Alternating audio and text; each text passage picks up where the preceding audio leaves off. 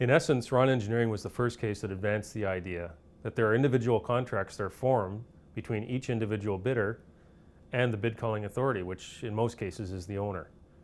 It's an important ruling because it set the stage for the introduction of something called privilege clauses into bid solicitations.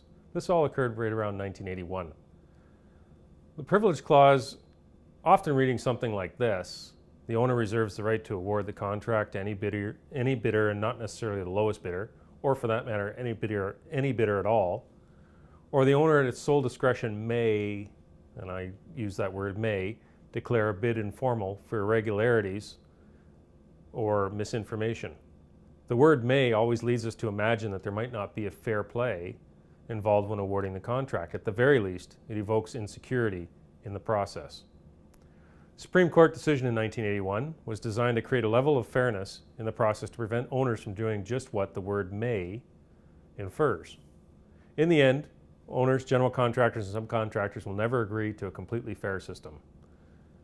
There are numerous reasons for this, one being the interest of each party, as we talked about, to increase profitability through negotiation rather than rigid contract terms in the case of the contractor.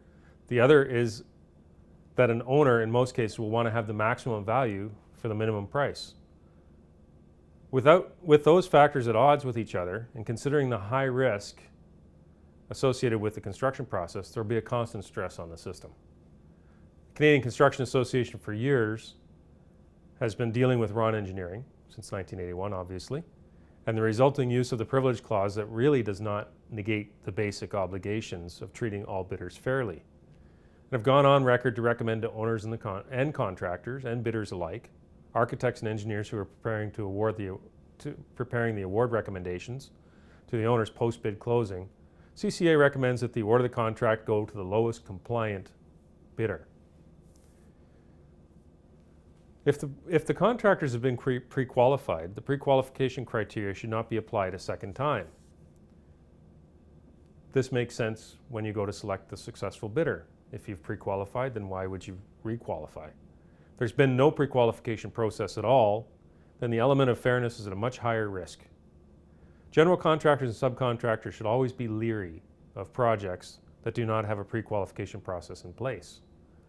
The risk of unfair treatment after preparing a bid, by the way, at your cost, is exponentially higher. I often get the question, does the Ron Engineering case also extend to the subcontractors that are being purchased by the general contractors? And the answer is yes. Bidding laws in Canada replace negotiation with competition, so whenever you have a structured competition with key elements of multiple bidders bidding on a singular project and on the same information within a certain time frame, you've ostensibly created a competition. Therefore, the general contractor steps into the shoes of the owner when receiving subcontract bids and is bound by the Supreme Court decision of 1981. The award of the work ought to be the same process of evaluation and award that exists between the owner and the general contractor.